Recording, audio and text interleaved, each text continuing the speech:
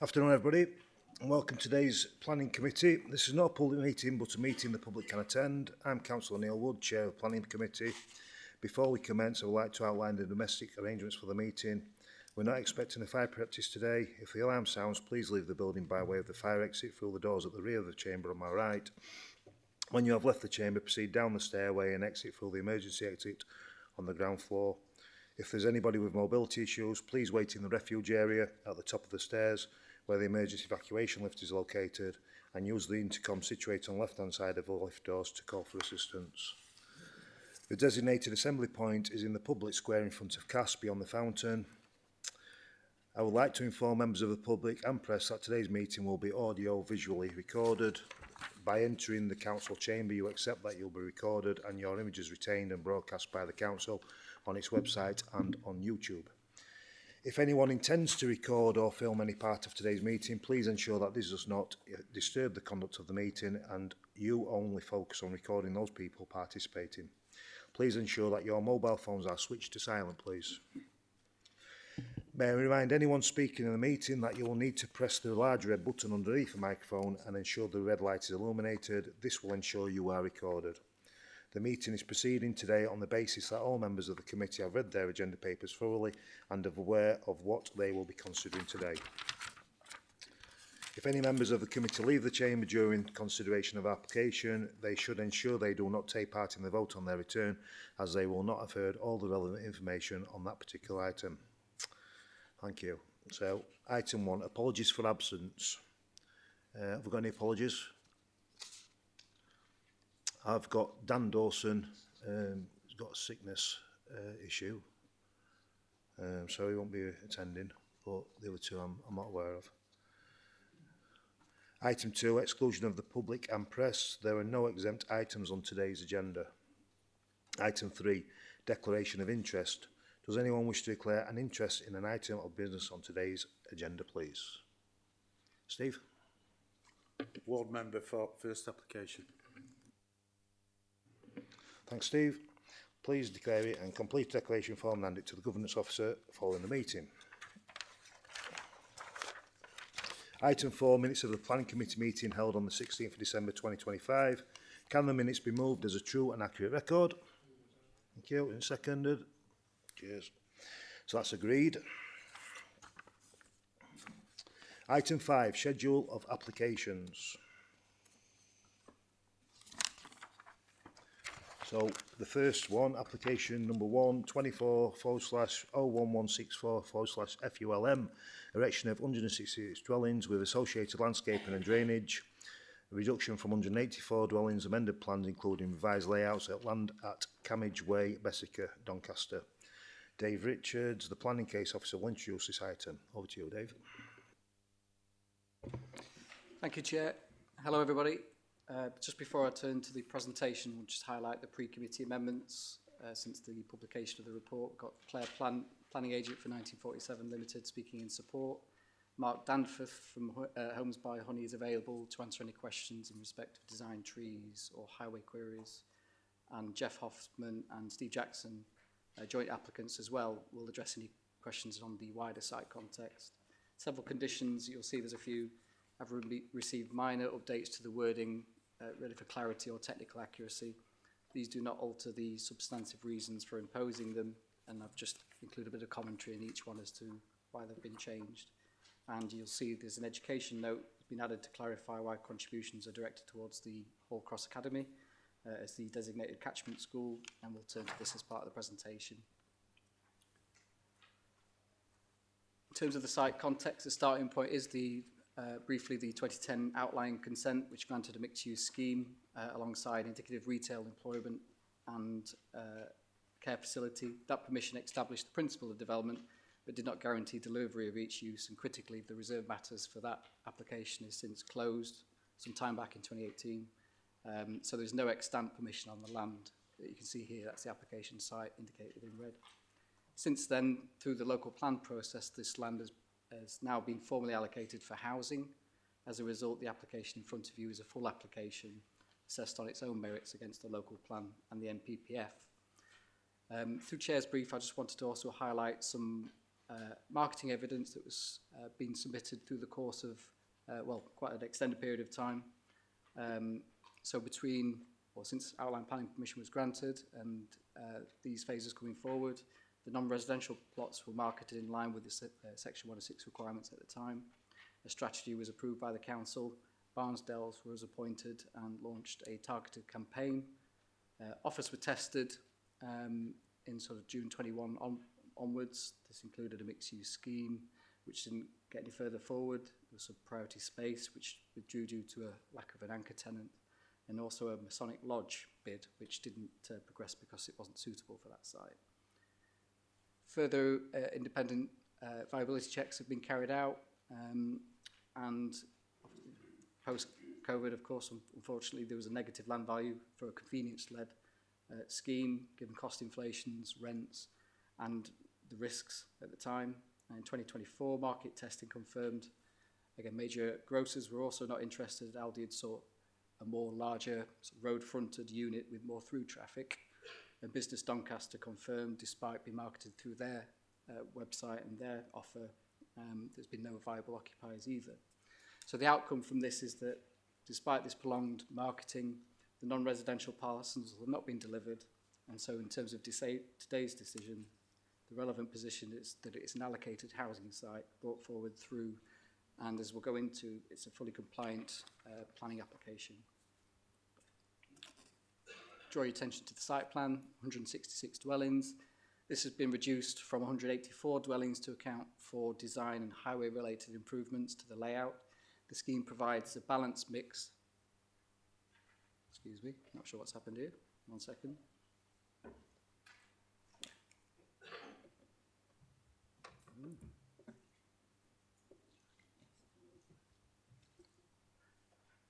Glitch in the matrix. The scheme provides a balanced mix of 2 to 5 bedroom properties, including 38 affordable homes, equating to 23%, which is policy compliant. Vehicle access taken from Camage Way. All homes have off-street parking in line with accepted standards. The layout incorporates, as you can see, tree-lined streets, walking and cycling routes, and as part of the amendments, we've made sure that the homes adjacent to the Persimmon scheme to the southwest on that picture tie in nicely in terms of separation distances, levels and so on. Street planting is used throughout the scheme to soften the appearance of the development. All homes meet nationally described space standards and the policy compliant proportion of accessible homes. The site is in flood zone 1 and we've agreed a SUDS driven drainage strategy. And then finally there's a railway line along the northern boundary. The application includes a noise impact assessment and relative mitigations in terms of acoustic fencing and so on are agreed as part of the application. Briefly turning to POS, public open space, the scheme delivers approximately 10% of the site area. That's the darker areas hatched in green. The main areas as a linked green corridor running through the site, as you can see. This reflects sort of similar schemes in Bessica and the surrounding area, the greenways that run through the site, which means you can actually walk or cycle into the city centre. And some of the built-out spaces there will have timber logs, boulders, benches and bins, which reflects the greenways as well. Residents will also have access to the equipped spaces within the wider Persimmon development, including the LEAP for children and an EAP to be delivered in line with the earlier phases. At Chair's briefing, it was raised about the use of private management companies or MANCOs to maintain open space.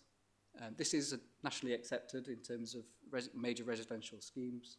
This ensures that spaces are maintained in perpetuity without placing additional financial pressure on council budgets. In the case of this application, public spaces are proposed to be managed by a MANCO, and the application includes conditions that require details of the management and maintenance of these spaces, including POS, drainage and so on. Specifically, this is conditions 6, 11 and 16. The costs of managing these spaces are passed on to residents for the development. These are usually index linked, and whilst the planning authority cannot expressly set individual charges, there are precautions against excessive rates. First, the management companies operate in a competitive market, so charges must remain reasonable to obviously avoid affecting sales. This usually includes publishing accounts of how these spaces are managed and money is spent, and ensuring those costs and spends are transparent.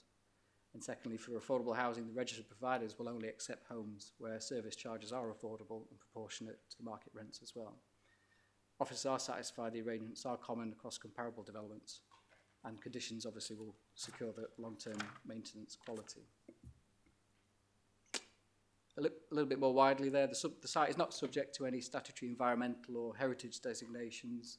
This plan illustrates how the layout integrates with the wider green network and active travel routes. This obviously includes pedestrian and cycle links through to Bessica to the north and onwards into the city centre.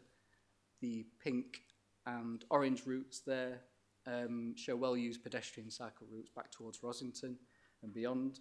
And we also have the retention of the public byway in bright green there currently, and it's proposed through conditions to ensure that residents are actually directed towards the underpass, which is now in operation, providing a safe alternative to the closed crossing.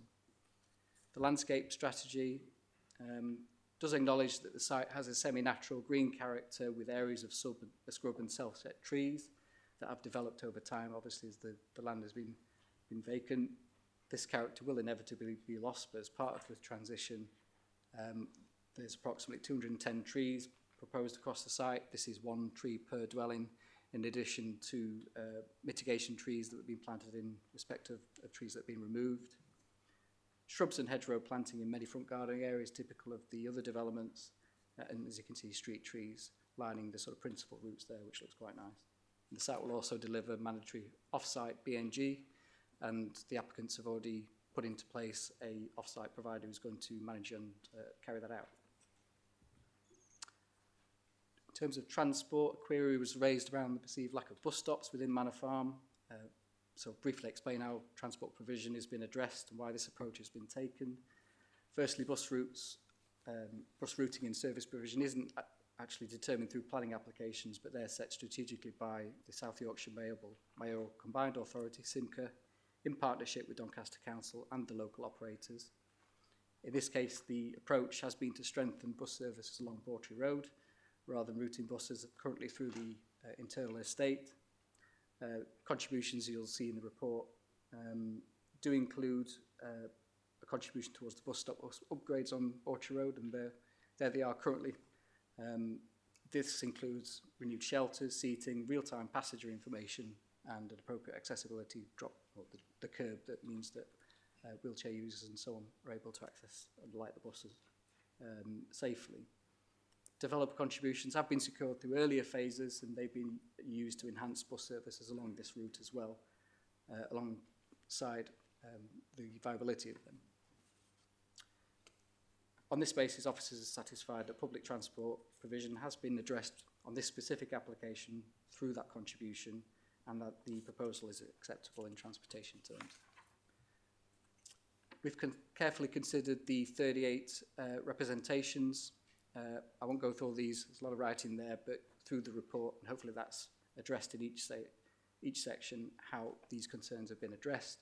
I've included a summary of, if you like, the original representations, and then through a number of amended plans, how they've been addressed. The key highlights are delivering sufficient public open space, safeguarding privacy, amenity, providing the right standards in terms of NDSS, parking, and the various mitigation impacts towards infrastructure. You're pleased to know this is the conclusion. So in terms of the planning balance, the scheme obviously delivers the delivery of 166 dwellings on an allocated site, including affordable housing, proportionate infrastructure improvements. The layout and design, as I mentioned, has been improved to ensure a fully compliant scheme. Also acknowledge the adverse impacts, but this is more than outweighed by the principle of development being acceptable and the benefits of the scheme as a whole. Importantly, viability is not an issue. This is a fully compliant scheme, delivers all the obligations in full. The recommendation is to therefore grant planning permission, subject to the conditions and the resolution of the legal agreement. Thank you. Thank you, Dave. Right, we've received a request to speak from Claire Plant, the planning agent for 1947 Limited, in support of the application. This is now your opportunity. to address the committee for up to 5 minutes. Please press the large red button when you want to speak and press again to mute the microphone when you have concluded your submission. I'll give you a warning call after a minute if you if you look like going overrun. So if you'd like to commence, thank you. Thank you, Chair, and apologies in advance if there's a little bit of duplication with Mr Richards' speech, but we didn't coordinate in advance. So I'm here this afternoon on behalf of the joint applicants Homes by Honey and Manor Farm South Yorkshire Limited. First of all, I just want to thank officers for their thorough report. This has been through the process with a couple of different officers, so it's good to see all the detail in there for members' reference, and clearly I'm here to support the recommendation. Just to summarise a few of the key matters for you briefly, as officers said, in terms of the principle of development, the site is allocated for housing within the adopted local plan. The allocation's been through examination, found sound and adopted, and so in policy terms, we're starting from a strong presumption in favour of development. In terms of housing delivery, Honey have a proven track record of delivering at speed on a number of sites throughout South Yorkshire. And the benefits of that we attribute as substantial. Clearly, government is pressing an agenda for house building to increase, and this project will strongly support that if approved. In design terms, we've been through an extensive process of engagement with officers, which we're grateful for, and we now meet all of the technical highways and design standards set out in the local plan. The proposals avoid overlooking, overshadowing, and environmental health officers raise no objections. The development also complies with M42 and M43 policies and meets all nationally described space standards. Turning to open space, the proposals have been carefully assessed against policy 28 of the local plan, and you've heard about the wider context of the Manor Farm site. The scheme secures the provision and ensures that all new residents will be within 400 metres of a amenity green space. The layout plan also includes some details on seating, landscaping and play features, along with 210 new trees which will be planted throughout the site. And we included this to provide members with comfort of the quality of those spaces and the final appearance of them.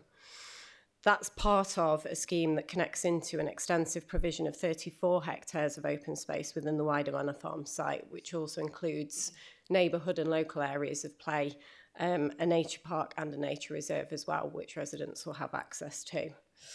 In terms of affordable housing, we're fully compliant, and that equates to 38 homes, 23% of the total, in line with Policy 7. Officers have attributed significant weight to this, and we note that the tenure mix is in line with local need as well. In terms of highways and transport, statutory consultees have raised no objections. The level of parking and visitor parking provision meets the local standard.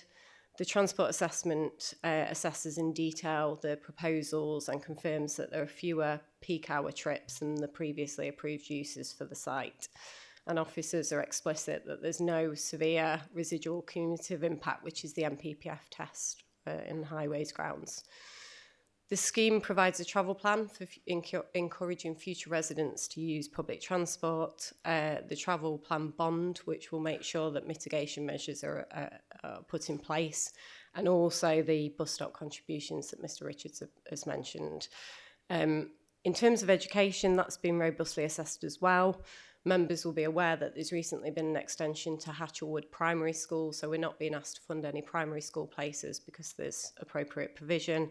We are providing a £438,000 contribution for secondary school, which we've been advised by the education officers will go to Hall Cross Academy and will be secured through the legal agreement associated with the scheme. Officers are clear that the mitigation here is necessary, proportionate and policy compliant. In terms of biodiversity, we're meeting the mandatory 10% net gain requirement through a combination of on and off-site enhancements. These will also be secured through both conditions and the Section 106 agreement. Members will be mindful of the public representations referenced in the report, and it's right that those concerns are thoroughly considered.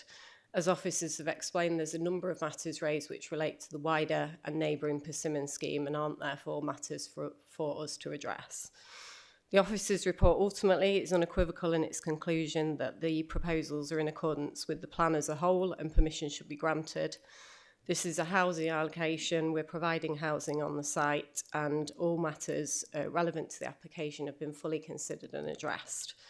We therefore support the officer's recommendation and respectfully ask for the committee to approve the scheme. Thank you, Chair. 9 seconds left. Records 1.5.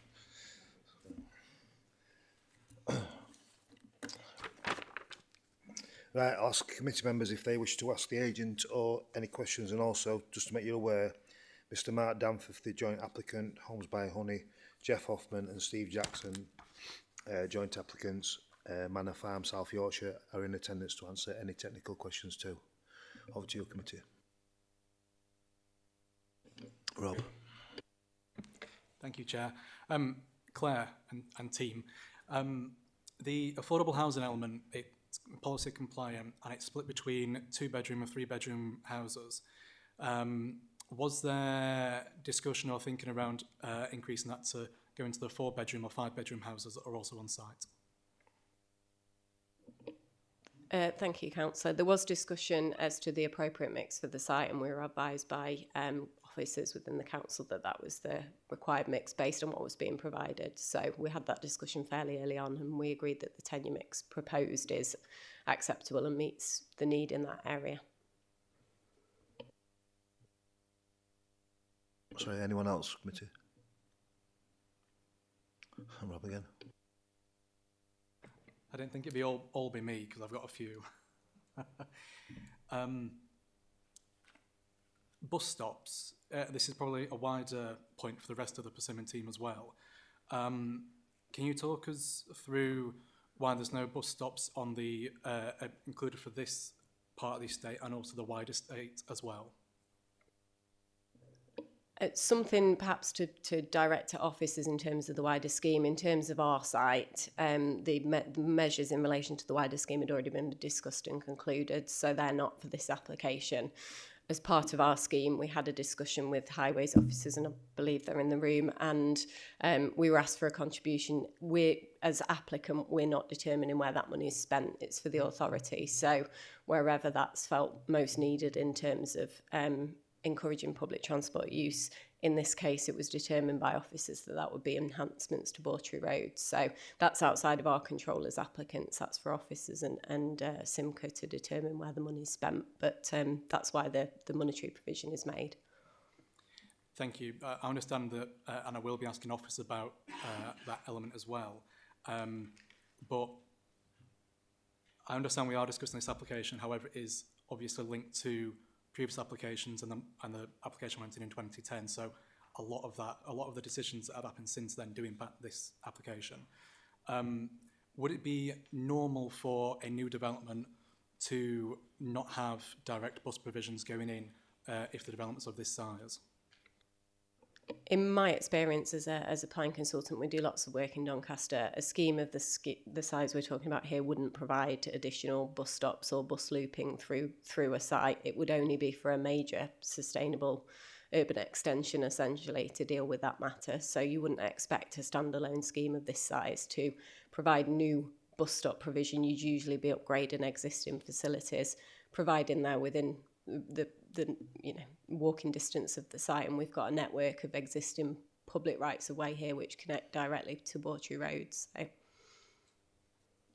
Understood. Thank you. Bob?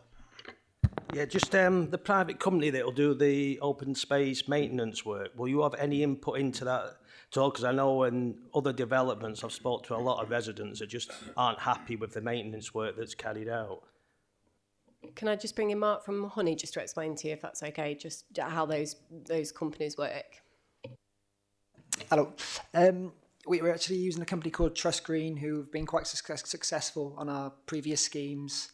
We've gone out and got quotes, and they are the most sort of affordable, which is good for the new residents and everything. They have a great track record, which is why we have sort of chosen for this site as well. I do know about Trust Green, but I do know residents that have complained about Trust Green, so that's why. Any more, committee?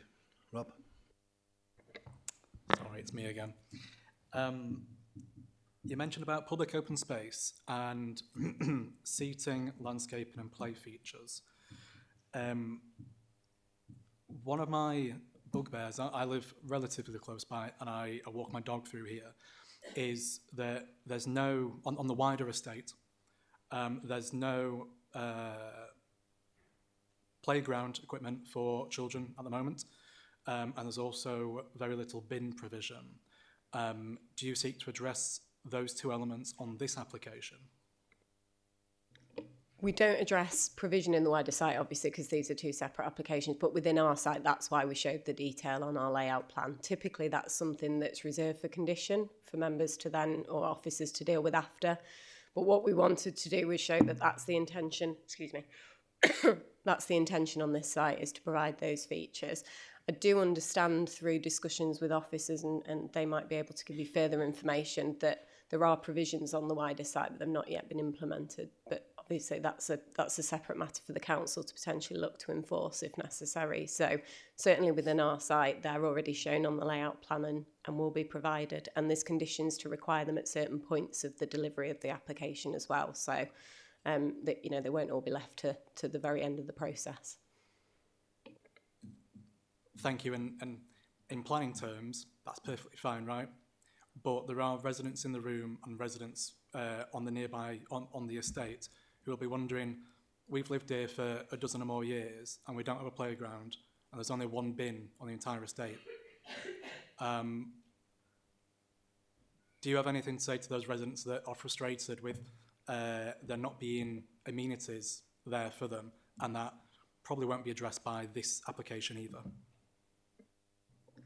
I can fully understand the residents' concerns. Clearly, different developer on that element of the site. So we're coming in to deliver something that is fully policy compliant and will meet those aspirations. As I understand it, there's a timetable now to provide those provisions on the wider site.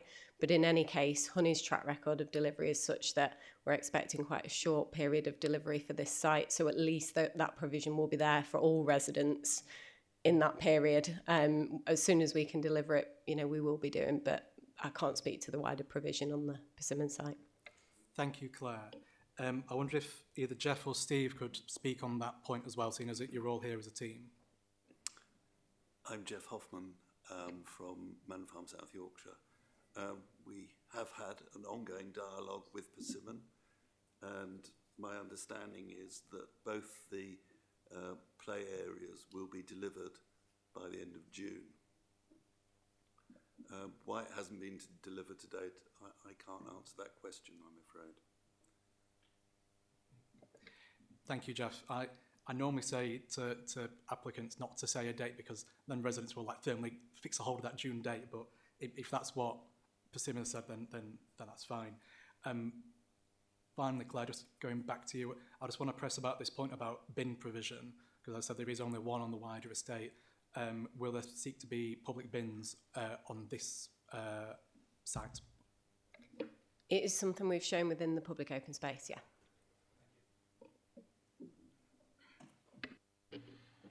Any more committee? Can I just add one? This is not a condition or anything, but you're aware that there's a standard letterbox height for postmen to work to. Is there a chance that you could take that into consideration when you do your front doors? I can certainly raise it with the developer, yes. I think there's plenty of our new paper boy. I had a long paper round and it'd certainly be appreciated if you did sort it out. Okay, thank you. Right. Do the officers wish to clarify any matters of fact prior to the members going to debate? Committee members, we will now go into debate. Does any member wish to comment on the report or ask the planning case officer any questions? Steve. Whoops. I've got obviously questions about education. I think you expected that one coming. And highways and bus. Firstly, education. I mean, in the report, it says in report that there's insufficient space at Hall Cross, and then it says that there is. Is there or isn't there? Where it says about walking to Hall Cross, obviously 3-odd miles to Upper. Now, it says that there's no safe walking route, but there's no safe walking route at this point in time to get to primary school either. So what's going to happen with that? That's those two. And the highways one is, can you please explain to people why there's no bus provision down at the bottom and what happened to the 106 agreement? Thank you. Shall we start with schools? Thank you for that, Councillor. In terms of the insufficient place at Hallcross, can confirm there is insufficient places at Hallcross. It is currently our most oversubscribed school in the borough or in the city. In terms of walking route, there is a safe walking route to both primary and secondary schools. In terms of the distance that you quoted there, quite right, it is over the statutory walking distance of 3 miles for children aged 8 and above. And in that case, we would provide a bus pass for children to attend Hallcross upper school. We wouldn't do that for the lower school because it's within 3 miles. Well, Steve. Sorry, it just in regard to that, the safe crossing to get to primary school, where is it? To get to the primary school that's been expanded and no education provision will put on this site. I know it is a previous application and it goes to a lot of other things that were mentioned by Rob. That was the previous application, but the decision of using that 106 contribution has rightly been said, up to officers. So the decisions that have been made in use of that provision or funding is up to you guys. And just as a bit of a statement, we can't see this getting any better because we keep coming back to education. But if you could just answer that safe crossing, or if there's one pending. From an education perspective, we're not responsible for making the safe walking routes, if you like. We're responsible for measuring those in terms of alternative schools. So I can't comment about whether there will be a crossing point at that point. And then in terms of the local school, provision has been made at Hatchellwood and should be in place for this coming September. Highways, do you want to answer the second part of Steve's question regarding bus stops? Shall I start with the buses? Yeah. Just sort of dealing with the buses. Simca obviously do the contracts through 106s. The services that were enhanced in the area, so I'll use the old numbers because that's what they were at the time. The 58 used to terminate at Stoops Road, or Stoops Lane, sorry. That was extended and it went down Warnington Lane, down to Canter Lane, etc., did a loop and one did it in the other direction. You know, rather than just run a bus straight into the estate and then back out again, the intention was to try, and obviously there's limited time for the funding, that you can make the route sustainable. So by adding additional sort of people being able to travel, you could make the sort of commercial viability of the route sustained. You were connecting through to places like the Macaulay Catholic High School. You were connecting to some of the other doctors' surgeries, etc. So there was lots of benefits. There was also a 59 that used to run in the evenings, and that would serve by in both directions on Botry Road. And what that also did was enhance the frequency of services on Botry Road that could run up and down. So it wasn't an hourly service, it was more frequent. The reality was that the bus was timetabled to go into the estate. So it was meant to serve, go down follow the loop road route and come back out again. I believe as yet the full loop road isn't adopted. So it then requires that to occur for the buses to run down. Now, between the time of when those buses actually started running and what we hope to sustain, we had the impact of COVID. So what we've now got is a situation where the investment in buses is not there at the moment. And I've said in the past, I've not given up on the hope of the bus going down there. And that's why we're engaging with Simca for the bus franchising in the future. So that's one of the asks that we're asking of the network, that this community is served by a bus serving down there. So the whole sort of extension, normally you're looking at sort of, it seems like an extortionate amount of money, but for an additional bus, you're looking £250,000 for the year. By doing this, we got more buses than we would have been entitled to with just that small amount. COVID has had that impact where suddenly we haven't got, where they lost the patronage, and then when even the buses came back, they were limited in passengers that could use it. I'm not happy that the community down there isn't served with a direct bus. There is accessible buses available, you know, using the network of footpaths, either down to Stoops Lane or up to Bawtry Road. But it's certainly something going forward in the future I'd like to see, that we eventually get a bus to serve round there, at least going round the loop road. Might only be one bus stop, but it'd be a stop where a bus could wait and terminate, etc. But that's something that we're working on. Anyone else? Rob?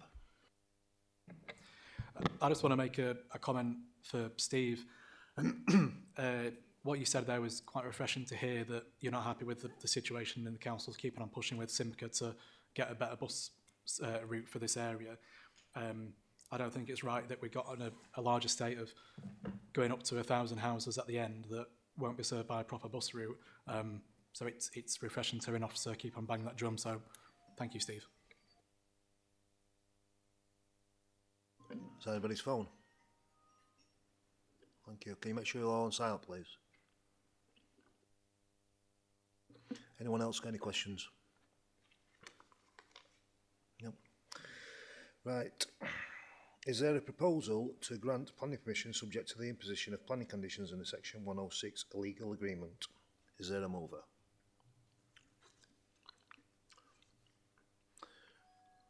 Right. Looks like I'll move it then. I propose that we grant it. Anybody second me? Bob, thank you. Right. Oops. We'll do a vote then.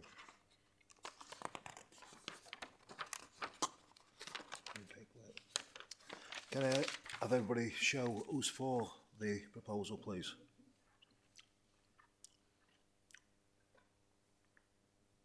Unanimous. And yeah, 2, 4, 6, 7, 8 I've got you. So there's none against because it's unanimous.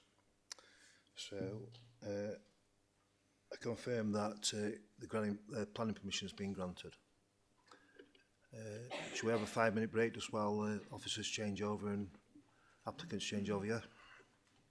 Back here to quarter to 3. Thank you, everybody. We'll resume the meeting now with application number 2.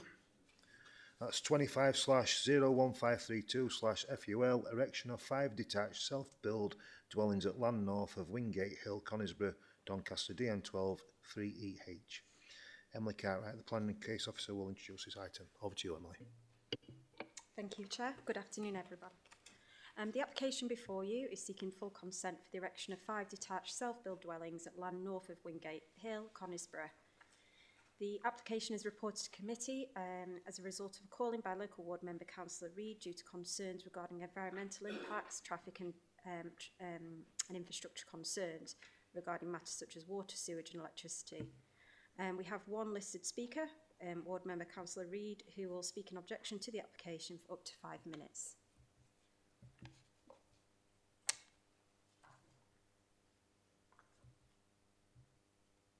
So the proposal site is highlighted in red to the centre of the screen and comprises a parcel of vegetated, undeveloped sloping land behind properties along Wingate Hill to the south and Duftons close to the west-northwest of the site. Access to the site would be via an existing field access of Wingate Hill, which is unadopted and forms public right-of-way number 19. The site is bounded by residential properties to the south and west, and to the east is an area of woodland, and to the north is the former sewage works. The River Don can also be seen to the far northwest of the plan. So in terms of development plan allocation, the application site is located within Conisbrough, which is designated as being a sustainable main town within the adopted local plan. Within such development limits, proposals for new residential development will be supported, provided all relevant policies contained within the local plan are complied with. It's also located within the residential policy area, highlighted in pink. And then land to the immediate north is designated as Greenbelt, and that's highlighted in green. So just moving on to the site photos, the first photo It's taken from the bottom of Wingate Hill to the southwest of the site and shows the junction of Wingate Hill and Minimore Hill. This would be the western approach to the application site. The right-hand image is taken from the site entrance, looking back down west towards Wingate Hill. As you can see from the photo, this appears to be well surfaced and in relatively good condition. Both images show the surrounding established residential area of Wingate Hill, which features a varied street scene with dwellings comprising a mixture of scale, design and materiality. So just moving on to the site entrance, we've got the left-hand photos taken from Wingate Hill and shows the western approach to the site. The existing access is located between two existing dwellings, so it's just where that shipping container can be seen. And the right-hand photo just shows a clear image of the existing access. And due to the changes in levels and built-up nature of the existing residential area, there are very limited views of the site from Wingate Hill itself. So this is just an additional photo. This is taken approximately 10 metres to the east of the site entrance, and this shows the eastern approach to the site. The condition of this part of Wingate Hill doesn't appear to be as in good condition, and it's the same the further up you go, the hill.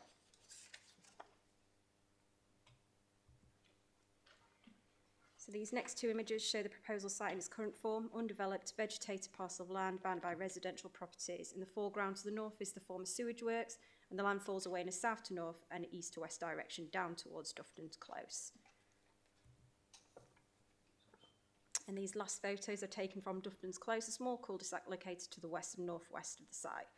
The right-hand image shows how the land falls away from Wingate Hill in a south to north direction. So just moving on to the proposed site plan. This provides the layout for the 5 self-built dwellings. These will comprise 4 detached single-storey dwellings with detached double garages and 1 detached 2-storey dwellings. This is sited at the lowest part of the site with an integral double garage. All 5 dwellings would feature solar panels, have their own private amenity space, driveways with EV charging points.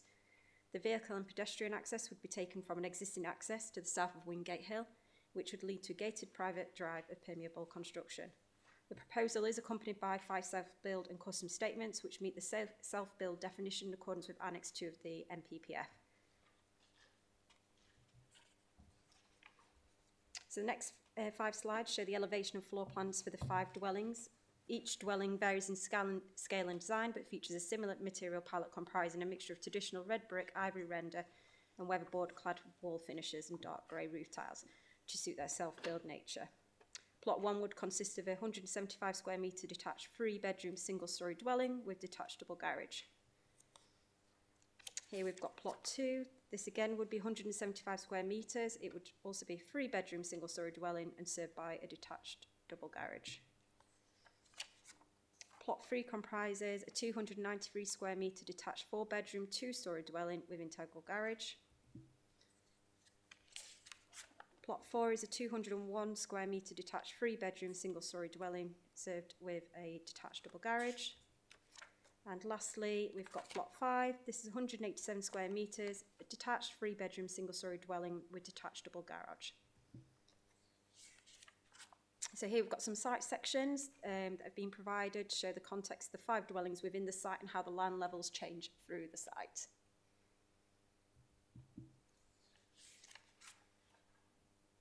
So we have received a total of 4 representations, 3 objections from 2 local residents and 1 objection from a local ward member. These representations can be summarised under the following headings. You've got principal, so there are alternative sites like brownfield sites that should be used. Previous applications have been refused, stating Greenbelt as the refusal reason. In terms of character and design, the proposal will erode the low density character of the locality. Considering highway safety, parking in the locality is scarce and the 5 new dwellings will worsen street parking. The increase in bridle path traffic raises safety concerns. Construction vehicles may block and damage the bridle path, which is the responsibility and cost of local residents. The bridleway is only wide enough for 1 vehicle with no passing places. And considering ecology and environment, there's harm to the environment through loss of trees and vegetation. There's impacts to wildlife and habitats from clearance works. And the proposal lacks 10% biodiversity net gain assessment. And considering drainage, There's concerns that the site is already subject to flooding. There's new surface runoff risk flooding to flood zone 2, which is adjacent to the site. No SUDS or sequential tests have been provided, and other matters consider disruption during construction, such as noise, dust and traffic. There's a strain on local infrastructure such as noise, electricity and sewage, which are already strained. A reduction in the appeal to the area, deterring tourism and subsequent risk to economic harm, and no open space proposed, and Section 106 contributions provided. So just going over the key planning considerations, the first one is the principle of development. The site, as mentioned earlier, is located within the development limits of Conisbrough, which is designated as sustainable main town within the adopted local plan, and also a residential policy area. Within such locations, proposals for new development will be supported, providing all other relevant constraints within the local plan are complied with. It's noted that a representation received cited previous refusals of planning applications to develop the site. For the avoidance of any doubt, the site does not lie within the designated green belt and has been located within the defined residential policy area since the adoption of the council's UDP in 1998 and subsequently carried forward into the current adopted local plan. So on this basis, the application must now be assessed. And given the site is located within the defined residential policy area with a sustainable main town location, the development of the site is acceptable in principle. In considering design and context, whilst it's accepted that the erection of 5 dwellings would change the character and appearance of this parcel of land, it's considered that the low density development would not represent overdevelopment of the site in any way, considering the surrounding prevailing built environment. The site in scale, form and appearance would represent high quality design that has been carefully considered, as has the material palette, boundary treatment, hard and soft landscaping and the changes in levels across the site. Overall, it is considered that the proposal would integrate well and reflect the existing character of the surrounding building environment. Sorry. And that it would not cause any adverse visual impacts. The proposal therefore accords with local and national policies in respect of design. Moving on to residential amenity, the site is located within an established residential area. The proposal has been assessed against the minimum separation distances set out in the transitional developer guidance, and all 5 dwellings comfortably exceed the required separation distances.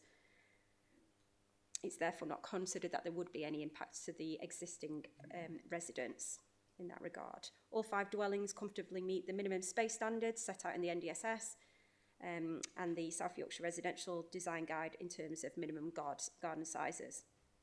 The relationship between the 5 dwellings themselves has been assessed, and in terms of land levels and the position of openings and the layout in general, it's considered that all the future occupiers would have a good level of amenity between each other. It is understood that the local residents are concerned about the potential for noise, dust and parking of vehicles during construction of the development. To protect the amenity of the residents during this time, it's considered reasonable to impose a condition which requires construction management and a construction method statement, and this is reflected in the recommendation. It's concluded that the development will not harm existing neighbours and will provide an acceptable level of residential amenity for future residents, and therefore complies with local and national policies. In considering highway safety, the site will be accessed via an existing access which would be widened to 5.5 metres to meet highway standards. The driveway width and natural bend of Wingate Hill would provide an improved visibility and access and egress of vehicles. And the low vehicle movements to and from the site generated by the proposed development are deemed to be acceptable. The private drive layout, turning head and waste collection point are designed in accordance with the South Yorkshire Residential Design Guide, and the proposal would exceed the minimum parking standards as set out in the local plan. No technical highway safety objections have been received from the council's highway officers, and subject to the imposition of conditions, the proposal would provide a safe and secure access and complies with policy. There are no recorded public rights of way across the site. It is noted that access to the site would be taken via Wingate Hill, which is recorded as a public bridleway. However, the proposal does not seek to change or impact this. No objections have been received from the council's pro team, and local concerns relating to access and maintenance of the public bridleway are noted. However, these are private legal matters and not material planning considerations. The proposal therefore accords with the relevant policies. In terms of ecology and biodiversity, the application has been submitted by sufficient information, and this deems that there are no designated sites or priority habitats within the site or immediately adjacent to.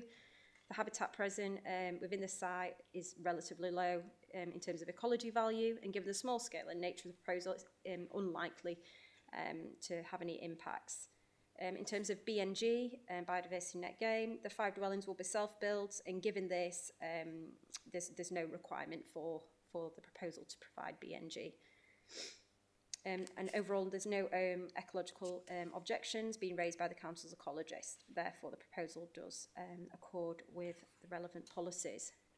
In considering flood risk and drainage, the site is located in flood zone 1, so this has the lowest probability of flooding. Given this, there's no requirement for the application to be accompanied by a flood risk assessment or for the EA to be consulted on the proposal, and it's not considered that the proposal would result in any additional risk of flooding. Local concern relating to the existing drainage issues in the area and the potential for this development to result in further pressure is noted. However, Yorkshire Wards have endorsed the proposed drainage strategy, and the imposition of a planning condition will ensure the site is properly drained in order to prevent overloading of the public sewer network. Overall, the proposal is considered to comply with policy. So finally, just moving on to the planning balance and conclusion. The proposal delivers a sustainable boost to local housing with a scheme that has been carefully designed. Small and medium-sized sites such as this can make an important contribution to meeting housing requirements of an area and are often built out relatively quickly. The provision of housing within a sustainable location attracts substantial weight in favour. The proposal is reflective in design and character and appearance of the immediate surrounding area and is therefore afforded substantial weight in favour. The proposal would protect the existing amenity of existing neighbours and provide a high standard of amenity for future occupiers. This is given substantial weight in favour. The proposal would provide parking that exceeds the adopted standards, and the access arrangements are deemed acceptable from a highway safety perspective. And again, this would be given substantial weight in favour. The proposal would contribute to and enhance the natural and local environment subject to mitigation measures and the imposition of conditions. The benefits of this policy are compliant and carries moderate weight. In respect to flooding and drainage, the proposal would not result in any harmful impacts to flooding or drainage in the locality and therefore is policy compliant and carries moderate weight. The representations have been considered and the positive aspects of the proposal outweigh any material considerations weighing against this development. This is a policy compliant scheme. As such, the recommendation is to grant planning permission subject to conditions. Thank you. Thank you, Emily. We've received a request to speak from Councillor Rachel Reid, Ward Member, in opposition to the application. This is now your opportunity to address the committee for up to 5 minutes. Please press the large red button when you want to speak and press again to mute the microphone when you've concluded your submission. Would you like to commence, please, Rachel?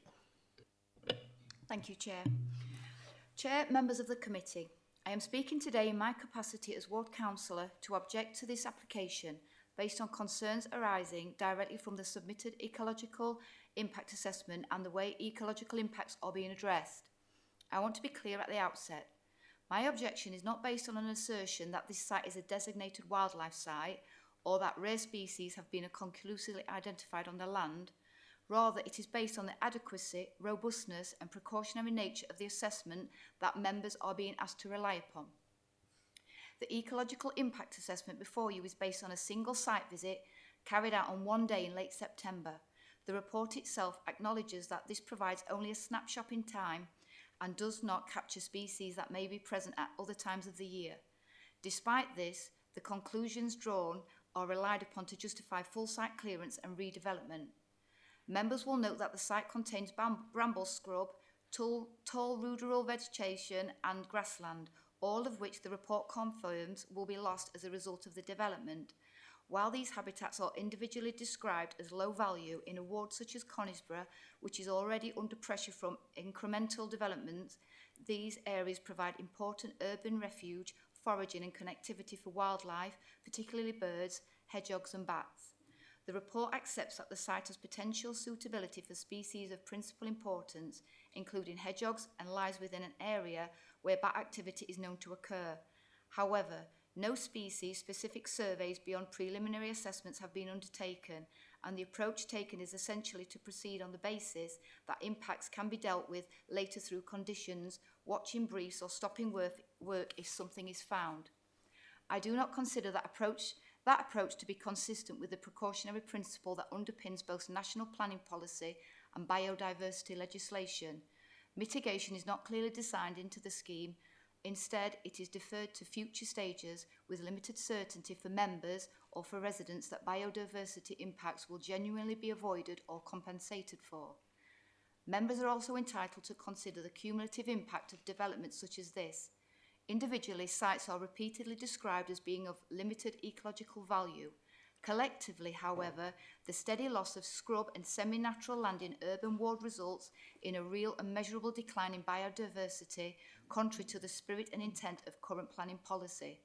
In my view, the application relies too heavily on a minimal survey effort, places too much weight on future conditions, and does not provide sufficient reassurance that ecological impacts have been fully understood or properly mitigated.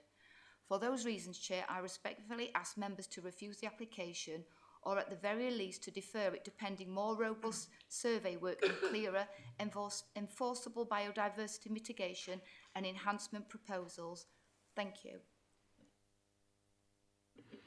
Thank you, Rachel. Does the committee want to ask the councillor any questions?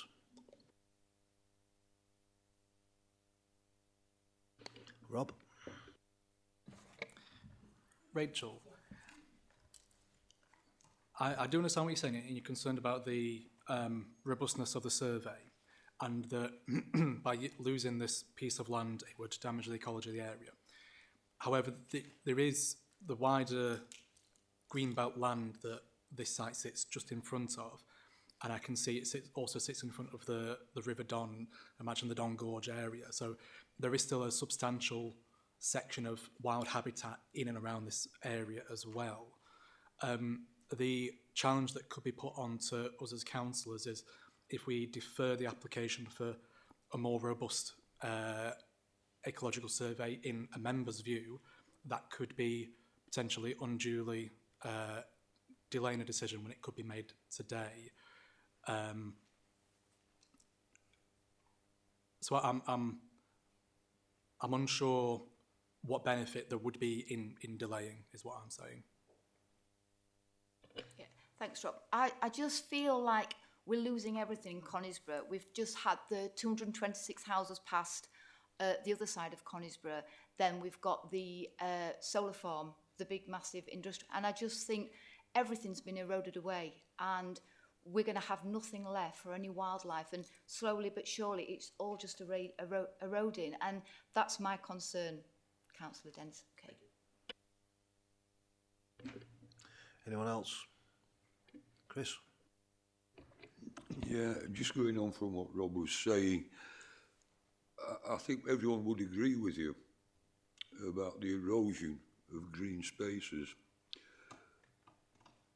The reason, I don't think it's a matter for the planning committee. This is government policy, this is local policy.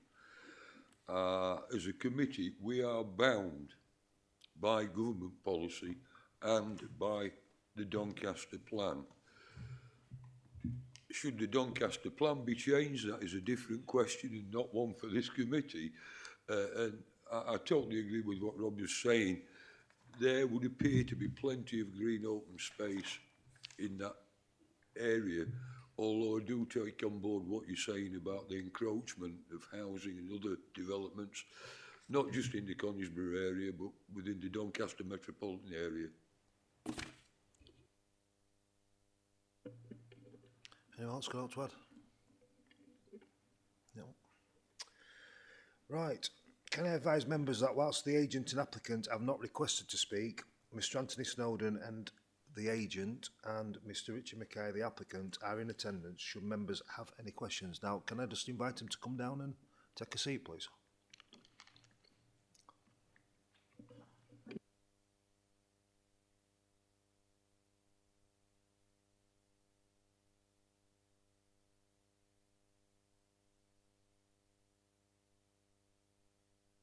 Sorry, we should have brought you down a bit earlier, but You've not missed out. Would any committee like to ask any questions? Steve? Thank you. Thank you for coming. Just two, really. The pollution control officer has advised this development is sensitive residential. Have you done the land contamination tests for that land? And my second question is, are these self-bills for you guys, or are they for to sell on?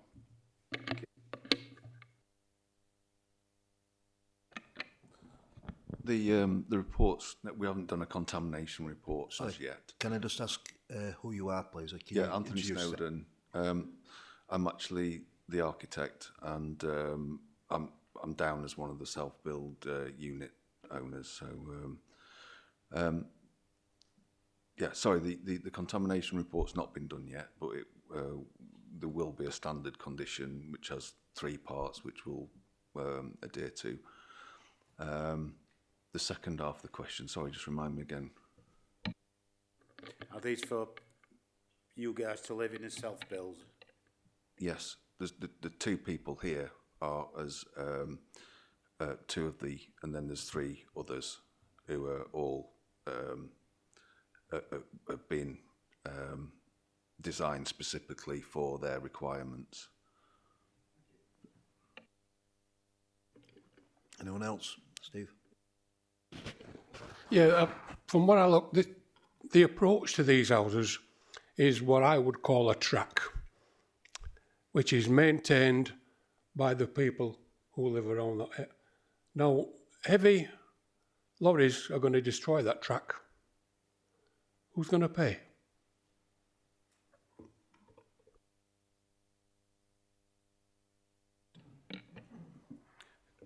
It's fairly standard construction vehicles, and if there is any damage, the developer will put the damage back to its current condition. This could be subject to a further condition if it's felt necessary. So would that be enshrined in law?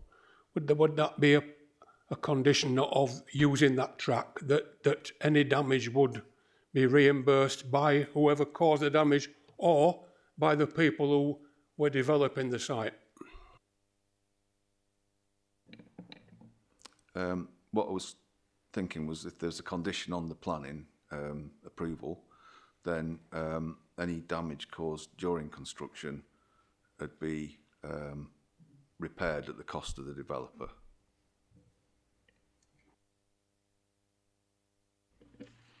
Anyone else add anything to that?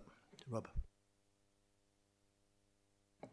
It's not really a planning question. It just got, when I was looking at the site plan, I was interested. How do you envisage refuse wagons to pull into the cul-de-sac and empty bins, or will they stop at the entrance gates? There's a bin store located near to the entrance, and so it's not envisaged that they come in. Thank you. Anyone else got any questions? Just a question from me. It's adding on to Bridleway. I understand what you're saying there about during the construction stage, you'll repair whatever's damaged. But ongoing, will the applicant, the agent, and also the other residents there be aware that if there is a Bridleway problem, are you going to contribute with neighbours to maintain that road? Is that something that you'll positively do? Yeah, once the dwellings are inhabited, then they become part of the residents, as they make up the residents, don't they? So they'll have the vested interest of having a joint ownership of their access. So basically then you accept that you will be responsible for that driveway with the other residents that are living around that area as well, yeah? Yeah, absolutely, yeah. Excellent, thank you. Anybody else got any questions for the applicants? No? Do the officers want to clarify any matters of fact prior to members going to debate? Chair, very quickly from me, thank you. Just to deal with the point that Councillor Plater made around construction vehicles causing damage to that highway, that would be a private arrangement between the parties to come to in terms of any repairs or payments that need to be made. We couldn't require that through planning condition, but there is condition 18 at page 99, which deals with construction management plans that would need to come forward to us to make sure that that was happening in an acceptable way. In terms of contaminated land, Councillor Cox, you mentioned around the surveys, so condition 12 is the condition that requires that work to be done, so the surveys to be undertaken, remediation strategy and so on, and that's at page 97 of your papers. In terms of the ecology issues that Councillor Reid raised, Councillors Dennis and Kidger dealt with what I was going to say very eloquently, other than I would just mention that any surveys along these lines are required to meet certain British standards. We get our ecologists to check those. They did check those initially and went back and asked for improved surveys, so that exercise has been done. If there were to be any protected species found on the site during clearance, then there's separate legislation that would cover those off, irrespective of what the surveys were saying. So hopefully that gives some extra satisfaction in terms of that being an issue. Thank you, Chair. Thank you, Emma. Committee members, we're now going to debate. Does any member wish to comment on the report or ask the planning case officer any questions? Rob. Thanks, Chair. I just wanted to clarify Emma's comments on Steve Plater's question. Is it so that the council can't put a condition into the planning approval to say that this unadopted road would have to get repaired during the construction phase by the developer? And is that because it's not to do with the council, it's not owned by the council, it's a purely private agreement? Yeah. Yes, precisely that. Anyone else got anything to add? Right. Is there a proposal to grant planning permission subject to the imposition of planning conditions and Section 106 legal agreement? Is there a mover for the recommendation? Chris, does anybody want to second it? Bob? I'll move to the vote then. Please indicate by raising your hand. Everyone for the agreement, for the application.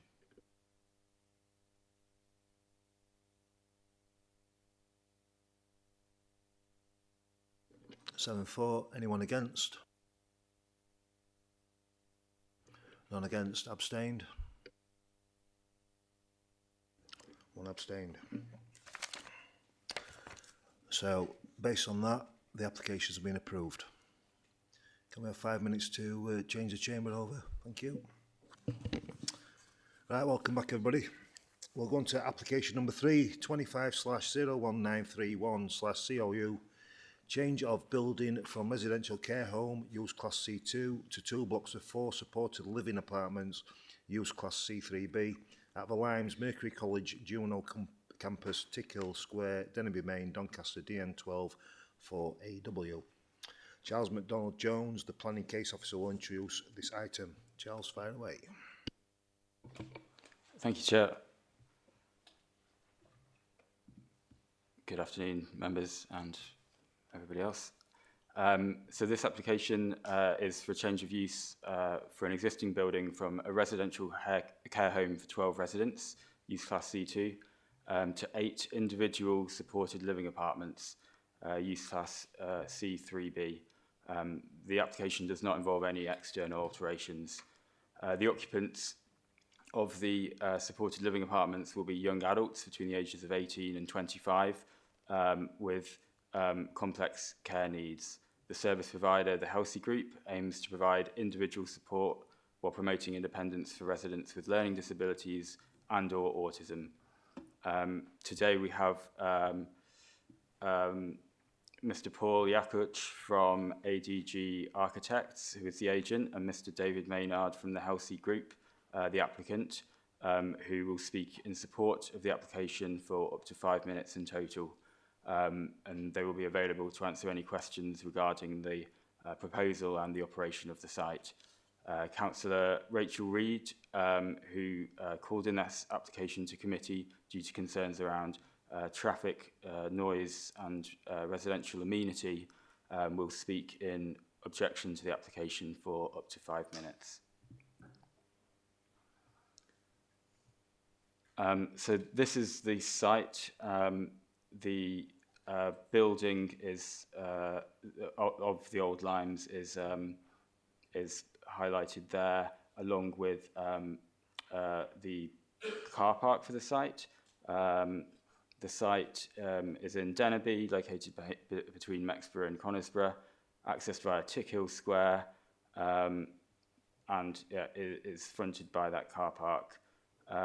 The site forms a 2-storey residential building, which is part of a wider complex of 6 buildings, all operated by the Helsey Group, who provide a residential transition service, providing individualised support while promoting independence for residents. It is part of the Mercury College, which is run by the Helsey Group, which is a specialist college offering learning for young adults with complex care needs. The accommodation is designed to complement the college's learning programmes. Staffing for this use will be operating on a 3-shift model for consistent 24-hour support, and therefore there will be up to 8 staff on site throughout the day and night. Night staff are waking night workers, so there are no bedrooms or sleeping facilities required for staff. The site was previously used as a care home for up to 12 residents. It has been vacant for approximately 4 years, but it was used as a care home in this capacity immediately prior to its vacancy. This is a photo of the site looking from the access of Tickhill Square. You can see the car park in the foreground and the 2-storey brick building of the Limes building in the background. And that's bit closer up on the picture on the left, with the car park onto the left, further into the Mercury College site. And the photo on the right is the view from the car park, looking at the access leading down towards Tickhill Square. In terms of the key considerations for the application, that would be the principle of development, the impact of the development on residential amenity of both the occupiers and neighbours, and the safety and security of the site, as well as highway safety and parking arrangements, and whether, taken as a whole, this is acceptable in the overall planning balance. This is a proposed ground floor plan. As mentioned, there will be no external alterations, but there is an internal reconfiguration to give each individual apartment its own front door, kitchen and living space, as well as a double bedroom, bathroom and dedicated storage. So that's the ground floor, and this is the first floor. And the difference in internal configuration between this new layout and the existing arrangement as a care home, and the existing use as a care home, living space would be shared between residents, and there was just one kitchen which would cater for the care home as a whole.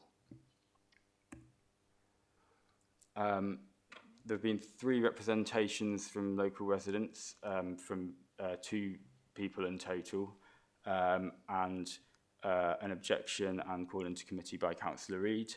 The issues raised by these representations were the impact on traffic in the area, the influx of residents, increasing challenges regarding access to local services in the area, and amenity with regard to the use of the building as accommodation would increase noise. In terms of the principle of development, the application falls within a residential policy area. the proposed use falls into use class C3B, which covers single households who receive care. So in this instance, each proposed individual apartment is considered a separate iteration of use class C3B, given that they are all independent and self-contained. And their classification as such, as opposed to the existing use class C2, has been reinforced by case law. As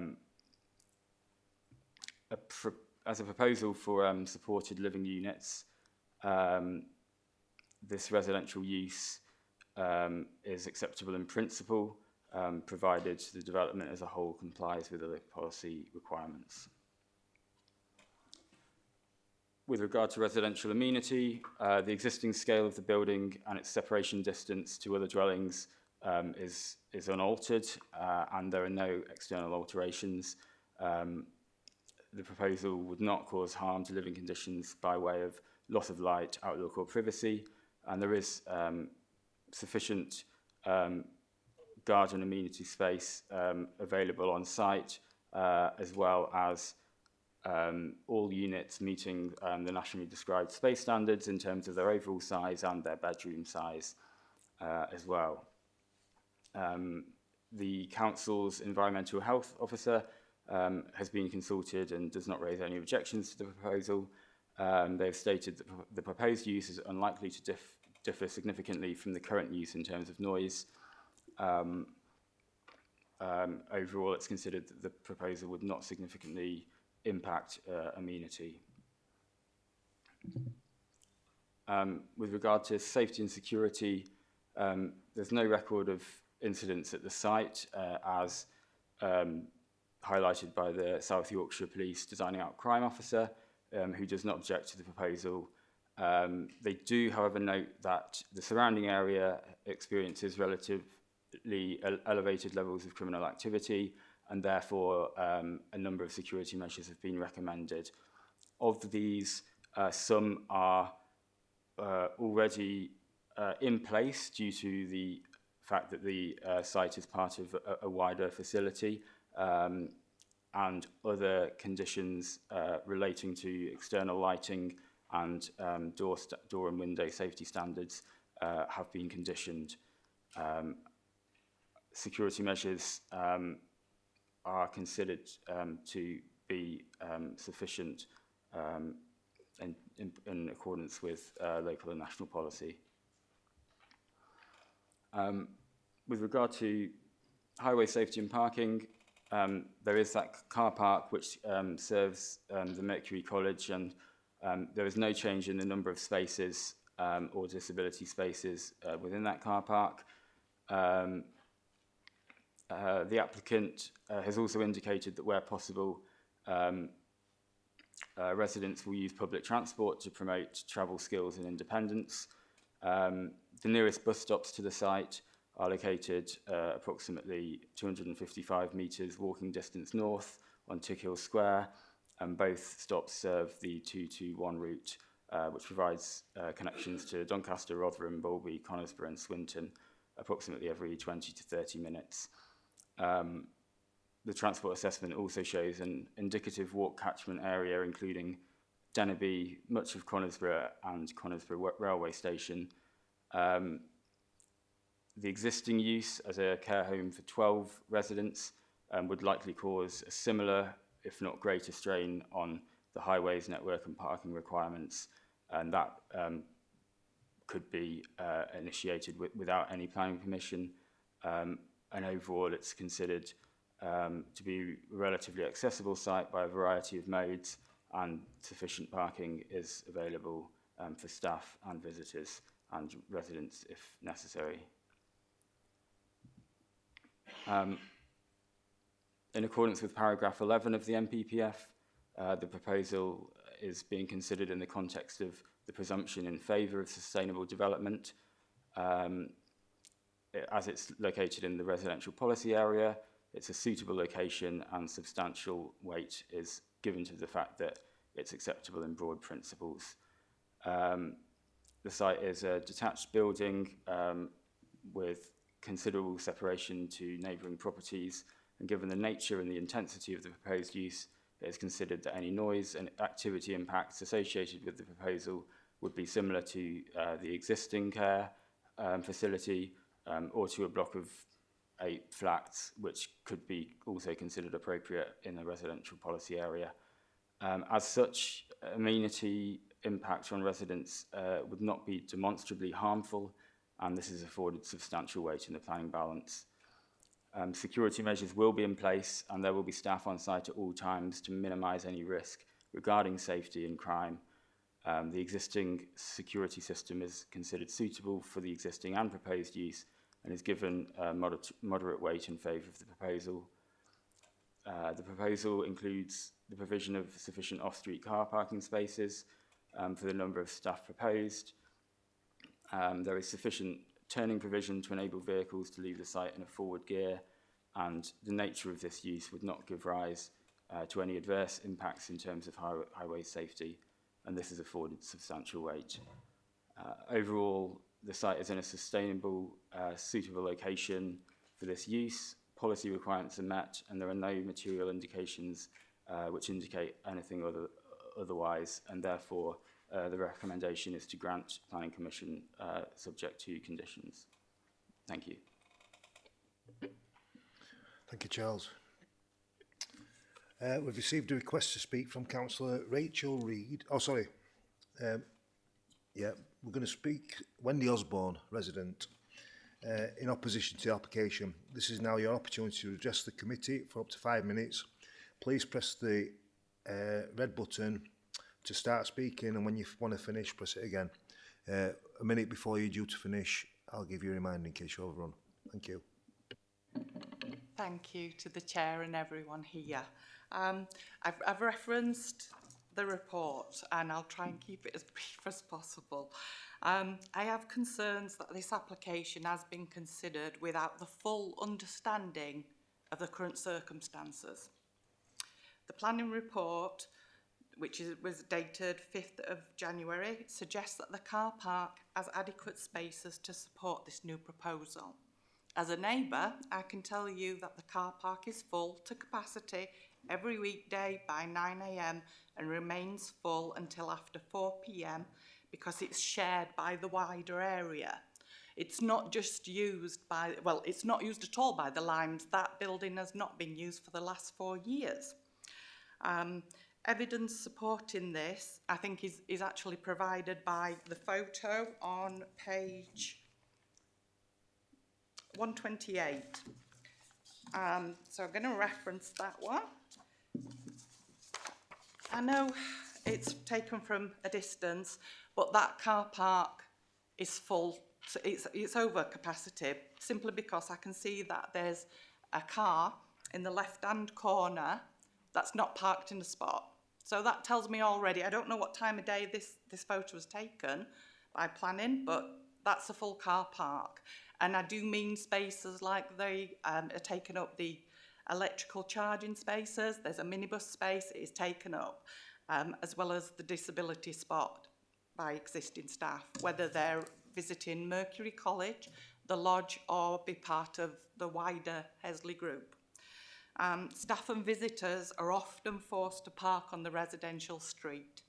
Displacing more cars onto surrounding streets would affect neighbouring residents, impacting parking outside their own homes. Page 128 and 129 also show that there's a small, maybe 12-foot pedestrian path. That's the only path. So students attending Mercury College, or residents, anyone at the moment, I see it every day, that there's no paved access for the full width across the car park. I expected this to be a primary concern for accessing the proposed accommodation and the street without risk of navigating a busy car park, but it doesn't seem to be addressed.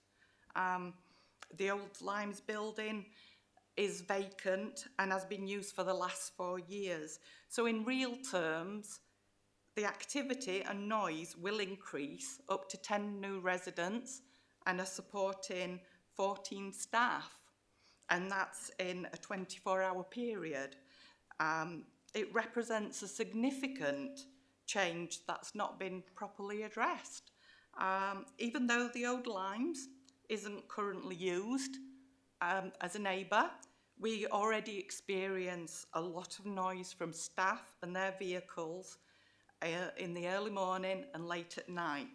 I appreciate that noise complaints fall under the environmental health, but I consider this relevant to planning because I've had to raise these issues previously with the Hesley Group on multiple occasions.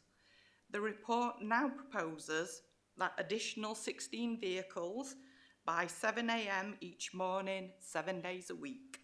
In summary, the issues around the additional noise, inadequate parking and pedestrian safety across the car park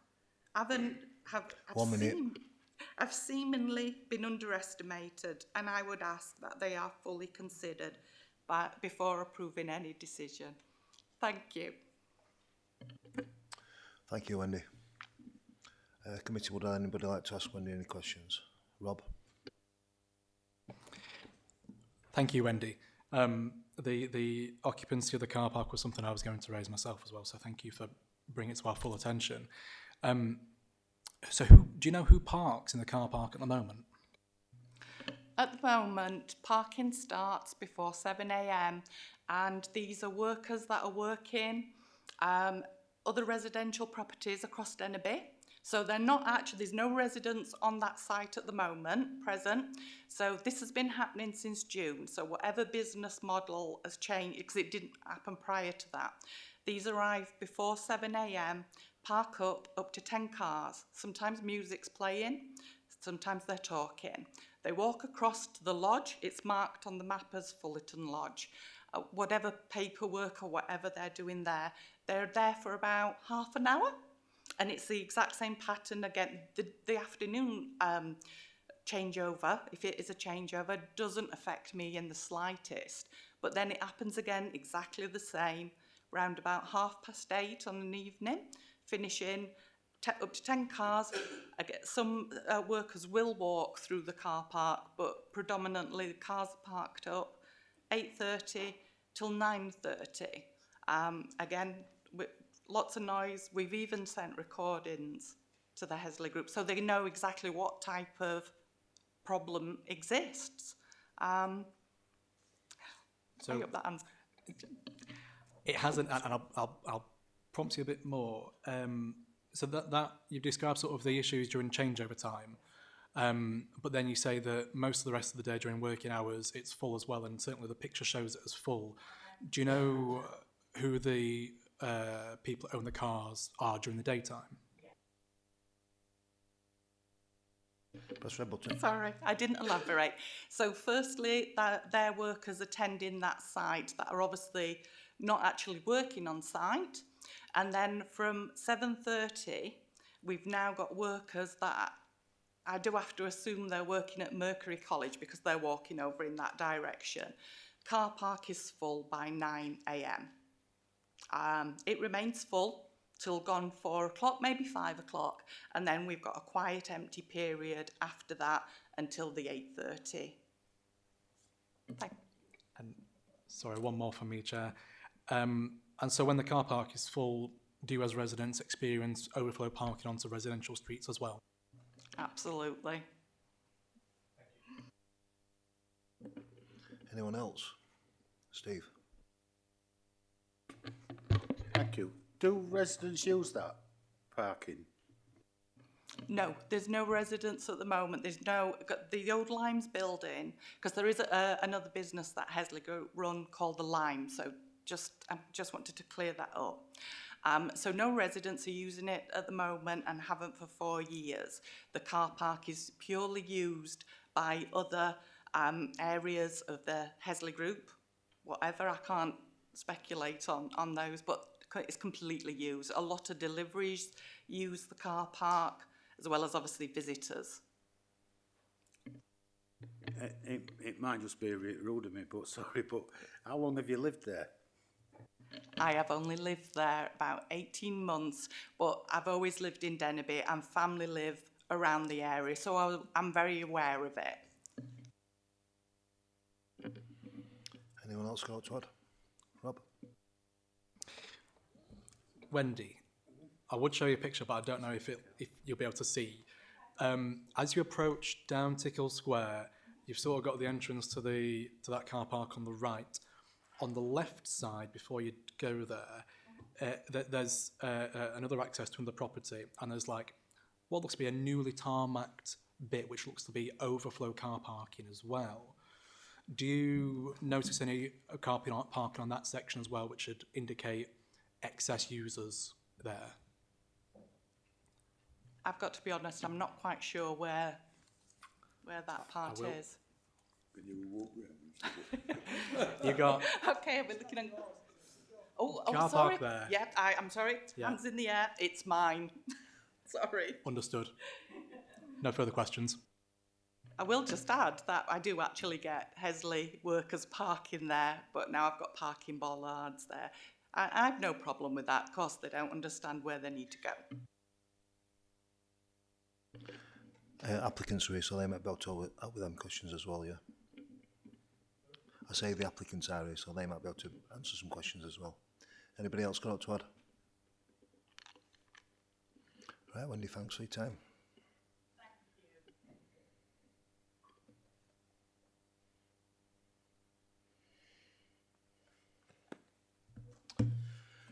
Right, sorry. So we now have our resident rejector, Rachel Reid, RRR. Ward member in opposition to the application. Press your red button when you're ready to start. You've got 5 minutes. I'll give you a shout a minute before. Thank you. Thank you, Chair. I'm speaking today as a ward councillor for Conisbrough to oppose this application for the change of use at the Limes Tickhill Square.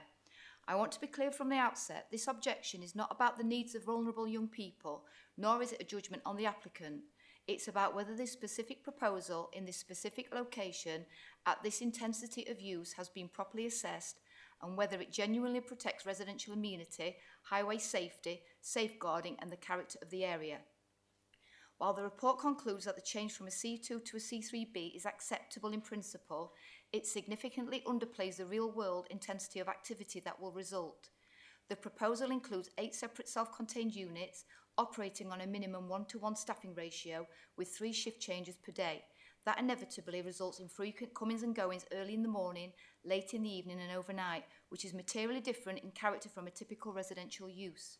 Residents living around Tickhill Square already experience pressure from nearby institutional users.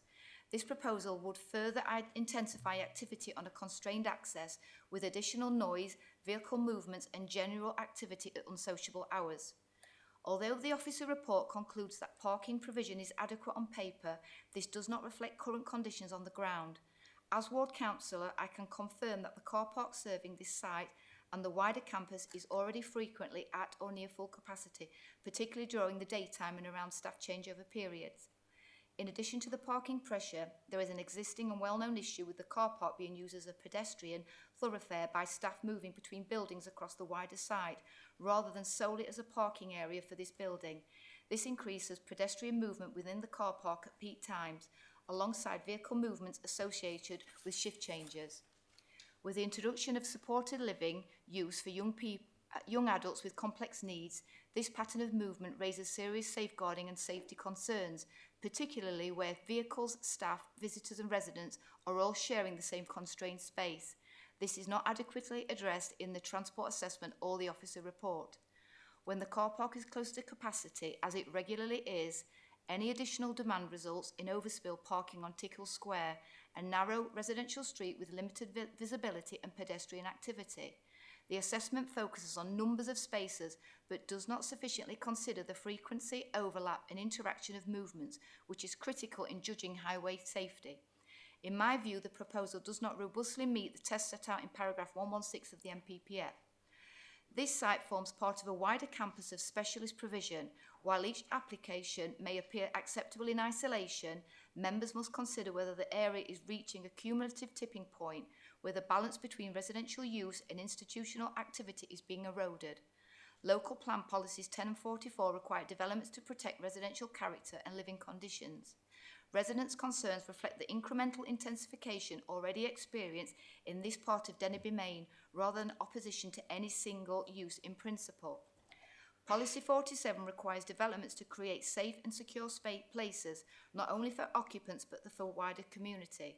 In this case, the proposal relies heavily on assumed management practices and conditions, without sufficiently addressing how safeguarding risks arising from shared circulation, parking pressures and pedestrian movement will be controlled in practice over time. Once permission is granted, members have limited ability to revisit these issues if circumstances change. In conclusion, Chair, members are not required to approve a proposal simply because it is acceptable in principle. You must decide whether the actual and cumulative impacts are acceptable in reality. In my view, this proposal underestimates existing parking pressure and overspill, fails to properly address the car park's use as a through route and the safeguarding implications, raises unresolved highway safety and amenity concerns, and places excessive reliance on conditions to mitigate fundamental issues. For those reasons, I respectfully ask the committee to refuse this application or alternatively defer it to allow for a more realistic assessment of parking, site circulation and safeguarding arrangements. Thank you, Chair. Thank you, Rachel. Would any members of the committee like to ask the board member any questions? No.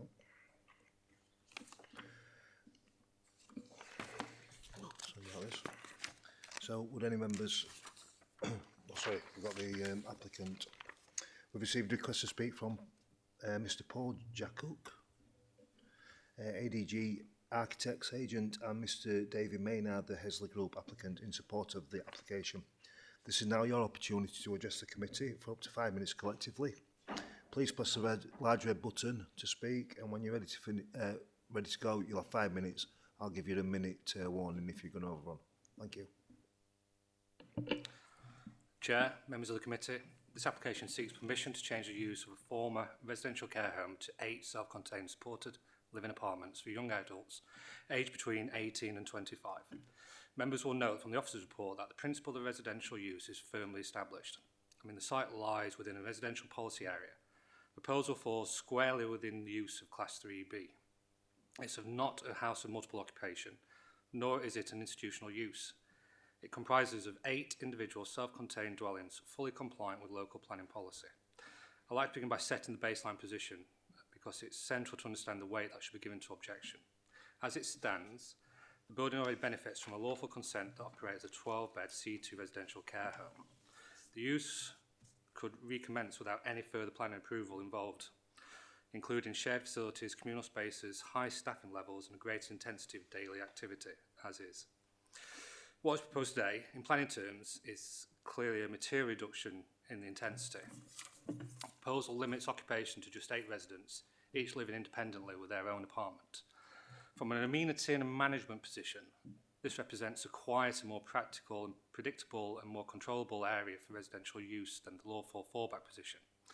This is also demonstrated with environmental health raising no objections in terms of noise and disturbance. In design terms, the proposal involves internal reconfigurations only. There's no external alterations, no change in scale, massing or appearance, and no physical intensification of the development. The character of the building, as experienced by neighbouring residents, remains unchanged. There's been a number of concerns regarding noise and disturbance. While those concerns are acknowledged, there's evidence before the members that can demonstrate such impacts typically associated with communal living environment, thus those of shared facilities. This proposal removes shared lounges, group routines, collective activities. 8 self-contained apartments functions in practice much closer to ordinary residential dwellings. Turning briefly to highway and transport, there's no change in access, no change in parking provision, no increased staffing numbers overall. And residents do not drive. The transport statement confirms the site operates comfortable within existing capacity, including at peak handover times, and highways officers have raised no objections. National planning policy explicit that developments should only be refused on transport grounds when residual impacts would be severe, and the thresholds here haven't been achieved or close to. Members may be aware of the concerns regarding the increased vehicles in the area currently. The officer report correctly distinguishes these. At the moment, there's a temporary construction process on the Mercury College that's currently going through refurbishment and activities. where there's increased movement of transport, including active movement of trade and other construction processes. This is shortly to complete with further additional work to be carried out shortly after. In terms of management and oversight, the site already benefits from a 24-hour staffing, CCTV and controlled access, with further safeguarding regarding this by skill by condition. South Yorkshire Police raised no objections, and there's no planning evidence to suggest increased risk or lack of control. That addresses the planning, design and monitoring transport considerations before you. Before I conclude, I'd like to invite David Maynard, Chief Commercial Officer of the Hesley Group, to briefly address operational and care concerns. From an operational and care perspective, supported living represents best practice in modern learning disability and autism support. A traditional 12-bed residential care home requires larger staffing teams, often double staffing, waking night cover and regular agency use. Supported living does not operate in that way. With fewer residents living independently, there are fewer staff on site and fewer vehicle movements overall.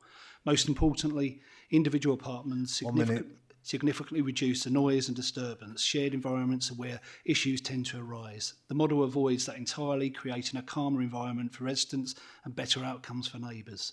The development also responds directly to a well-evidenced local need, allowing Doncaster residents to remain close to family and community, rather than being placed out of area. Thank you.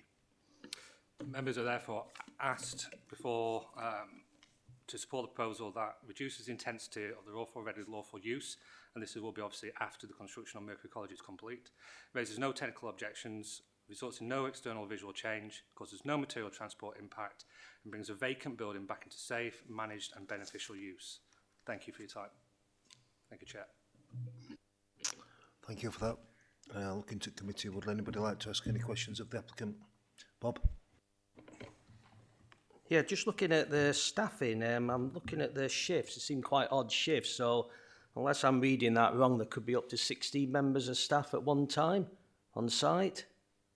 On page 113, I'm looking at the... When there's a handover between the two shifts, you mean? When there's 8 people leaving and 8 people coming on board. Yeah, every person we support will have one-to-one staffing within their own independent flat. Yeah, but there could be 16 members of staff at one time on site. Changing over within that half an hour period, yeah. There's no sleeping arrangements for staff then, it's just basically a shift pattern, yeah? Yeah, everyone had waking night, yeah. And what about office space? Because it's supported living, they don't require offices. Our offices are in the lodge building. So there'll be no office or paperwork or anything done on site? These are people's homes, so if they live, the flat is their flat and they have their support within it. There's no management team leaders or anything operating within that environment. They're already existing within the lodge building, which is to the right-hand side of the limes. So as they're individual apartments then, will they have individual waste facilities? Bins? Yeah, communal bins. Individual? Will be a waste area. Sorry, there's a waste area outside where people... Sorry. Okay. Can you just turn you? That's it, thank you. Yeah, just in front of the limes there's already a waste area where there'll be communal bins that the residents can use. Thank you. You were mentioning that the residents don't drive, but do you acknowledge that they can be driven? Yes. Thank you. Steve? Just for clarity, Can we lights off, please? If you're not, thank you. Thank you. Just for clarity, I know you've mentioned already that for Doncaster kids, it will be solely for Doncaster kids, not out of area. Is that right? There will be people from the wider South Yorkshire ICB and stuff as well. So it covers that kind of area really. So South Yorkshire ICB is Rotherham, Doncaster, Sheffield. Rob? Steve, you're next. Who owns a car park? We do. And light off, please. Is the car park for sole use of this property? So to answer the car parking issue is clearly Hesley own that car park. the reason since June that there has been an overflow in that car park is because we've been having significant work within Mercury College. So there's been a lot of construction going on, so therefore the car parking that is available within the Mercury College boundaries has not been, we've not been able to get onto those spaces. So the staff from Mercury College have been parking in the normal car parking space. So once that work is over, that will open up a space. Hence, prior to June, why it wasn't over occupied. It's just because we've been having that work done that people that work within the college have been using the other car park. Okay. Okay. I know colleagues have wanted to come in as well, but I'd just like to ask then whether condition 4 on page 123 of the pack, condition 4 states the car park shall be retained all times for the use of occupied staff and visitors to this development. If the car park is owned by Hesley and you're saying that after the Mercury College works are done, there won't be anyone else needed to park there, if that condition could be changed to for sole use of the occupied staff and visitors out to this development. Is that something that could be agreeable? No, because people will be visiting as well. Visitors are covered as part of that.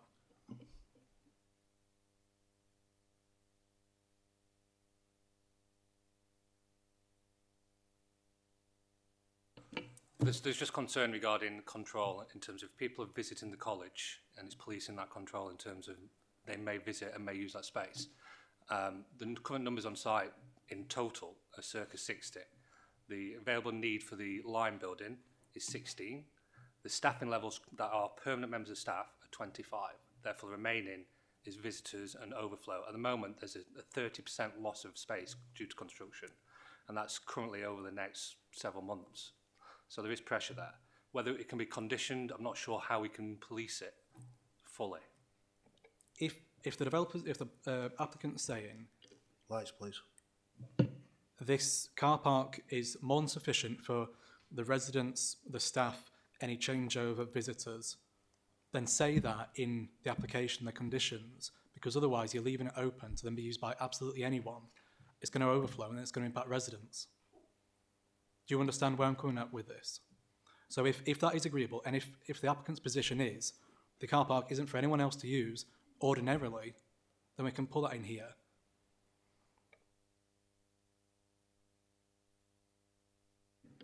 Have you got out to comment on that?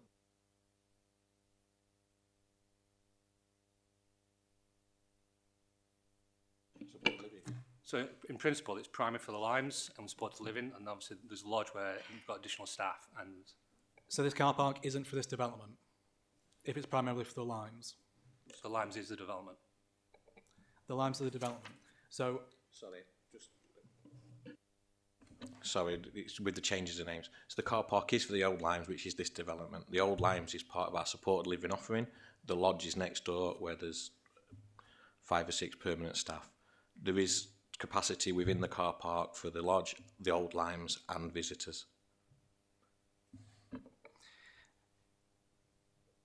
I'm going to refer to the officer's report at page 123.7.3. This refers to a worst case scenario, I hope. Midway through that paragraph, 7.30, based on a worst case scenario with all 8 residents having a vehicle on site and the maximum 14 members of staff on site, this would amount to a total of 22 vehicles, the remaining 10 parking spaces available for visitors. Do you agree with those numbers that that car park will be fine with that occupancy? Yes. Yeah. So if you can commit to changing the condition 4 to say that the car park should be retained at all times for the sole use of occupied staff and visitors to this development, then I think that will go some way to resolving the residents' concerns about overflow car parking on residential streets. Yeah, I agree. Thank you. Steve, you're next. The current development already impacts heavily to detriment of the people who live around. this new development means more vehicles, more staff, more visitors, more of everything. It will, again, impact further on the people living round about. Have you given any consideration to this? And are there anything that you're bringing in to mitigate the effects of it on the local people? I mean, I think the mitigation is the fact that we just said it prior to June, that car park wasn't overflowing, and it is because we've been having the work at Mercury College, and therefore the people parking that are usually parked within the Mercury College boundaries are no longer able to park there while the building work is going on, and they've used that car park as a different substitute. Once that work finishes, then we'll have those 25-30 spaces opening up again that will allow staff to repark back in that area. Thank you. Chris, you were next. Yeah, I'm still a bit confused about the staffing here. Because you've got 8 adults. I know we call them young adults. They're not young, they're adults. We've got 8 adults in individual units, 1-to-1, so we've got 8 employees supervising them. Where are they? Are they staying with the 8 adults, or? Yes. Yeah. So they're in the same. They're supporting them at all times. Yes. So they're living with them, sleeping with them. Not the same person. That's why there's a staff changeover. But yes, someone will be looking after that person 24 hours. So the 8 individual units will be 2-people units. No one's living there. The person. Well, that's what you said. No, they're not sleeping. They're working there to support the person. The person's home is their person's home. They just require support at all times. You've got 8 units. You said you've got no officers. We do have offices, but the people, the managers and stuff don't work within the homes. The question earlier was, are there management within the homes? Are there offices? The offices aren't within the home. The person that they're supporting is supporting that person at all times. So yeah, you're correct. Within the building, there will be 2 people at a time, but one person lived there, one person is their carer. Well, where's the carer then? This is what I don't understand. You've got 8 units. Where is the carer? You do you like, Chris? They're working within that service all the time. They're there to support the person. These are people with a significant learning disability that are vulnerable and are unable to care for their own needs. So therefore they have a carer. It's like any care home. They're supporting that person. That person needs support to stay safe. They're not sleeping there. Because a lot of the people sometimes need that support during the night. So it's not we don't operate on a sleeping model. But no one else is residing there. They are their carer. Yeah, I get that. Say, I mean, it's being stupid, it usually is. But you've got 8 people in care. You've got 8 people looking after the 8 people in care. The 8 people in care go to bed. Where are the other 8 people? They will be either within their kind of lounge areas and available if needed. But they are on site? Yes, they're on site, yeah. Okay, you've answered my question. Yeah. I understand. Yeah, just not sleeping, yeah. Lights, please, Chris. Anyone else got any questions? Jan. So just to get to a conclusion in regards to the car park and the space that's available, because in the amendments, it says the car park is shared with Mercury College, and as you're saying, that's due to the fact that you have ongoing works in Mercury College. Does Mercury College have its own parking space? Yes. Okay. So then, as you've stated, we can expect that the parking spaces can be allocated to serve the residents, the 8 residents. Yeah.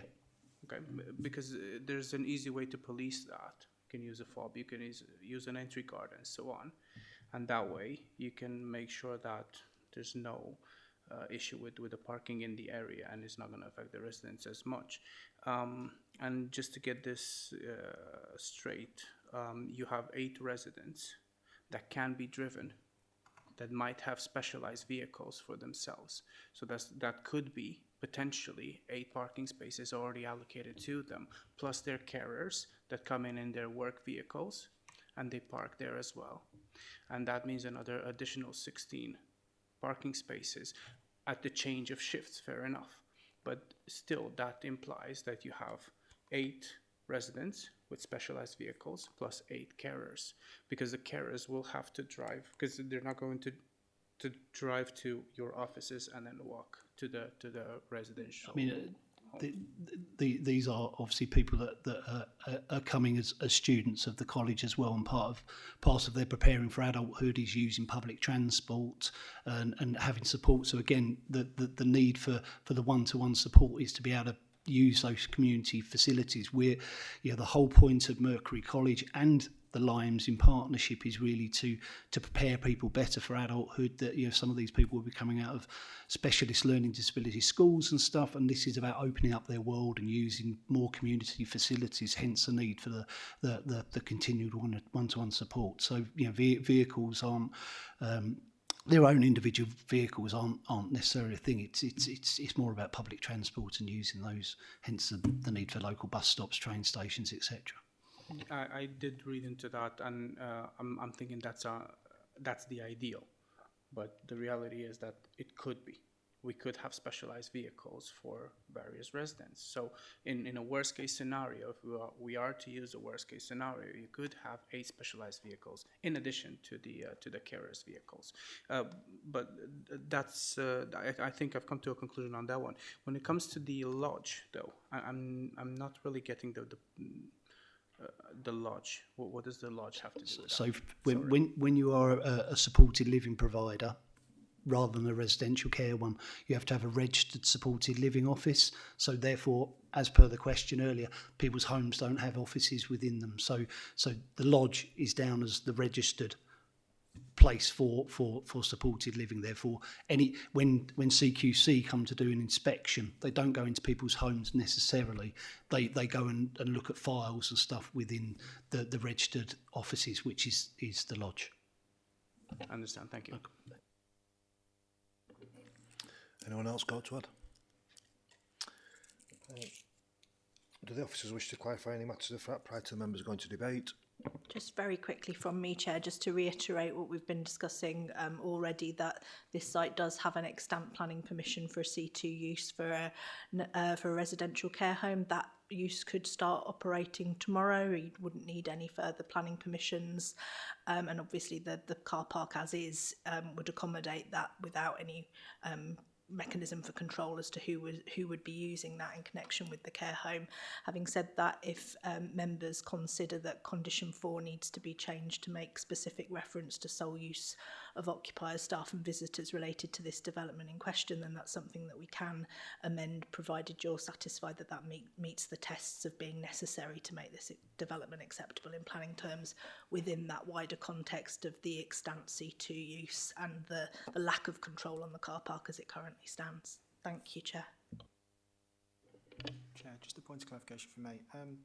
Towards the end of Councillor Reid's talk, I'm paraphrasing, but it was suggested that you need to assess the practical implications and not just the compliance with the plan. If I can just repeat paragraph 11 of the National Policy Planning Framework. Sorry. Yeah, apologies. I'll repeat what I was just said. So towards the end of Councillor Reid's the discussion statement, there was reference, and I am paraphrasing, suggesting that you need to assess the practical implications and not just compliance with the plan, the local and national plan. Just to repeat, policy 11 of the national, the NPPF, plans and decisions should apply presumption in favour of sustainable development, and at subparagraph C, just to clarify, for decision makers, this means approving development proposals that accord with an up-to-date development plan without delay. So just a point of clarity, if you consider that it is appropriate, if this application is consistent with the plan, permission should be approved. Thank you. Any other officers want to add to that before coming to go into debate? If anybody wants to ask any further questions, Rob? Coming off of the back of my discussion with the developer and Emma's comment there as well, I would like to propose that we amend the present condition 4 to include the word sole between the and use, so that it provides clarity that the car park is for only the use of the occupied staff and visitors to this development, which I understand to be the red line around the property in question as well, and that the developer is happy with that. Anyone else got anything to add? Right, I'll ask, is there a proposal to grant planning permission? Have we got a proposer? Bob, seconder, Chris? Right, I'll move to the vote. Please indicate by raising your hand for this development.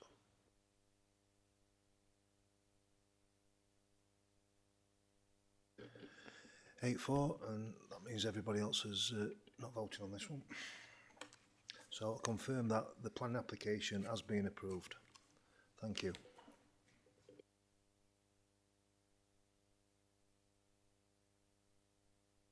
So I'll go on to item 6, appeal decisions. The report is for information only. Does any member wish to speak on this item? Can I ask that a committee member move that the report be noted? Thank you. Sorry. Members, ladies and gentlemen, that concludes the business of today. I would like to thank everybody for their attendance and input, and now declare the meeting closed. Thank you.